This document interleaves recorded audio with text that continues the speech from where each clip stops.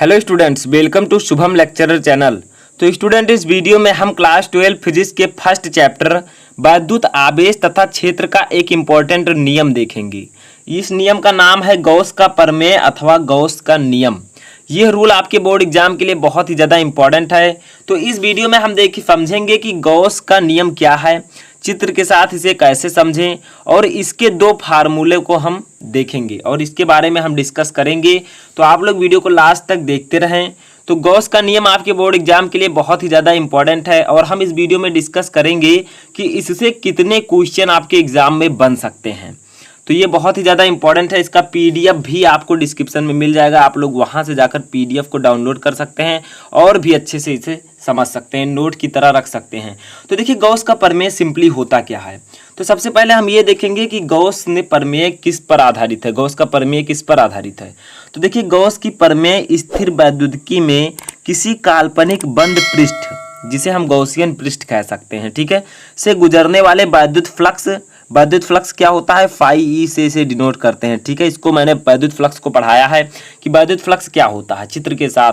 तो डिस्क्रिप्शन में आपको लिंक मिल जाएगा, जाकर उसको भी देख लीजिएगा, तब आपको और भी अच्छे से ये समझ में आ जाएगा। तथा पृष्ठ द्वारा परिबद्ध कुल आवेश के बीच संबंध दर्शाता है, और पृष्ठ द्वारा परिबद्ध कुल आवेश के बीच संबंध दर्शाता है। तो अभी हम इसे चित्र के साथ भी समझने वाले हैं, ठीक है। तो ये नियम नहीं है, ये तो एक सिंपल जानकारी थी कि गॉस की प्रमेय किस पर आधारित है। अब हम देखेंगे गॉस का प्रमेय है क्या सिंपली, ठीक है।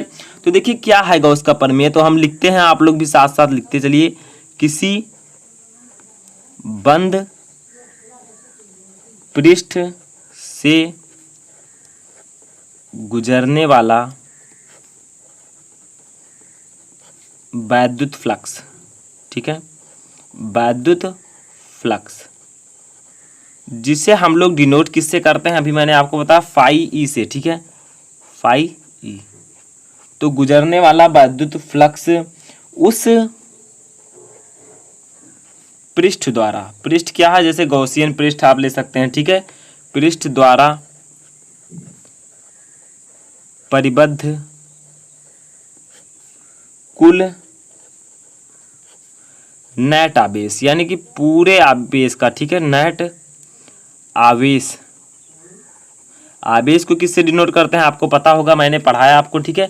आवेश क्यू का, ठीक है, क्यू का 1/ε0 गुना होता है। ये है रूल, यही है गॉस का नियम, जो कि मैंने प्रूव भी आपको कराया है, उसका भी लिंक आपको डिस्क्रिप्शन में मिल जाएगा। यानी कि ये डेरिवेशन के रूप में भी आप समझ सकते हैं और पूछा जाता है, जो कि 5 नंबर का पूछा जाता है। तो आप लोग उसका लिंक डिस्क्रिप्शन में मिलेगा, जाकर देख सकते हैं या फिर सर्च करके भी देख सकते हैं, ठीक है, गॉस का प्रमेय। तो देखिए क्या होता है सिंपली, इनका प्रमेय जो है, किसी बंद पृष्ठ से गुजरने वाला वैद्युत फ्लक्स फाई ई उस पृष्ठ द्वारा परिबद्ध कुल नेट आवेश का 1/ε0 गुना होता है। यहाँ पर ε0 है निर्वात की वैद्युतशीलता, ठीक है। तो समझिए इसे अब चित्र के साथ। तो हम ले लेते हैं एक पृष्ठ, कोई बंद पृष्ठ हम ले लेते हैं, ठीक है। जैसे हम यहाँ पर बंद पृष्ठ कुछ इस प्रकार से ले लेते हैं,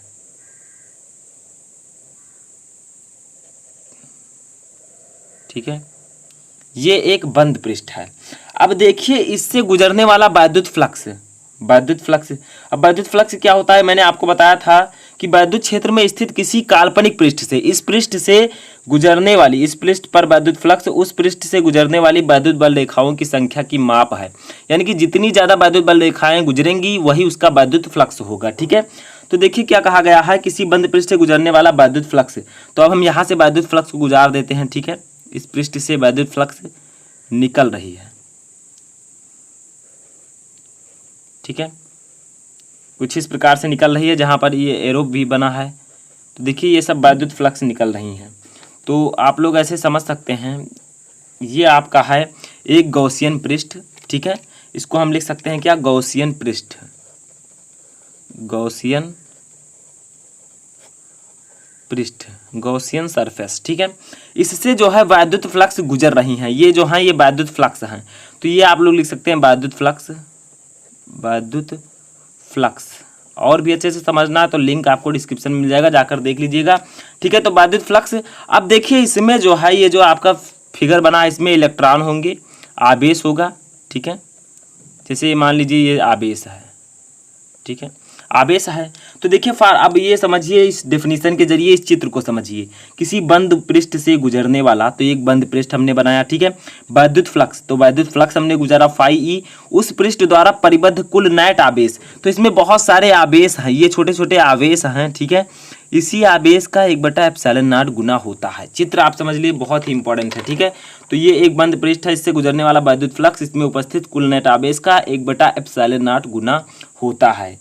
तो चलिए अब इसे भी समझ लेते हैं। तो आगे देखिए, यदि यहाँ पर लिखते हैं, अब हम सूत्र को समझेंगे। यदि किसी बंद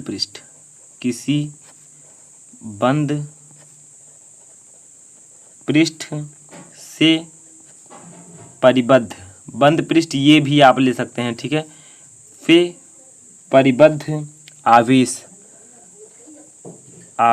अगर Q है, ठीक है, स्मॉल Q है, तो इससे निर्गत वैद्युत फ्लक्स क्या होगा, ठीक है। इससे निकलने वाली वैद्युत फ्लक्स, जैसे देखिए यहाँ पर सिंपली कहा गया है।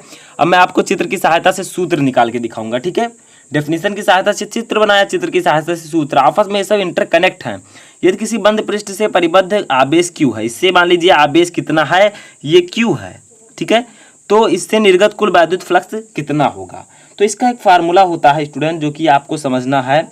कुल वैद्युत फ्लक्स जो फाई ई आपका होगा, तो यहाँ पर हम पेन यूज कर लेते हैं, फाई ई, ठीक है, इक्वल टू आपका फार्मूला जो होगा वो Q का कितना होता है, 1/ε0, ठीक है। 1/ε0 गुना, मैंने अभी डेफिनेशन में बताया, आवेश का 1/ε0 गुना होता है। तो चलिए फार्मूले को यहाँ पे हम फाइंड कर लेते हैं। फाई ई इक्वल टू जो वैद्युत फ्लक्स होगा वो आपका हो जाएगा Q/1 इक्वल टू Q/ε0, ठीक है। अब ये आपका फार्मूला आ गया, यही है आपके वैद्युत फ्लक्स का formula, phi E equal to Q/ε0, जहाँ Q लिख लीजिए आवेश है, ε0 है निर्वात की वैद्युतशीलता, ठीक है। तो समझ में आ गया, बहुत ही सिंपल है। अब एक फार्मूला मैंने आपको बताया था कि मैं एक सूत्र आपको और बताऊंगा, तो उस सूत्र को भी हम यहाँ पर देख लेते हैं। तो वो जो आपका सूत्र होगा स्टूडेंट, वो हो जाएगा फाई ई इक्वल टू, ठीक है, क्लोज इंटीग्रेशन इस प्रकार से ई वेक्टर इंटू डी ए वेक्टर, ठीक है। ये आपका एक और फार्मूला हो जाएगा, या फिर हम इसी के बराबर क्या लिख सकते हैं, Q/ε0, ये इसी का फार्मूला है, ठीक है। Phi E equal to close integration E into D A, या फिर बराबर हम लिख सकते हैं डी ए वेक्टर बराबर Q/ε0, ये फार्मूला भी इसी का है, ठीक है। तो वैद्युत फ्लक्स जो है वो विद्युत क्षेत्र की तीव्रता ई है, ये है वो जो क्षेत्रफल है, ठीक है, अल्पांश क्षेत्रफल। तो देखिए phi E equal to integration close integration vector E into D A, ये भी फार्मूला होता है, और फाई इक्वल टू Q/ε0 तो होता ही है। तो आई होप कि आपको ये वीडियो पसंद आया होगा, और ये अच्छे से आपके समझ में आ चुका होगा कि गॉस का प्रमेय क्या है, या फिर गॉस का नियम क्या है। बहुत ही सिंपल तरीके से मैंने आपको बताया है गॉस का प्रमेय, ठीक है। तो ये आपका गॉस का प्रमेय है, आप इसका PDF भी डिस्क्रिप्शन में जाकर डाउनलोड कर सकते हैं।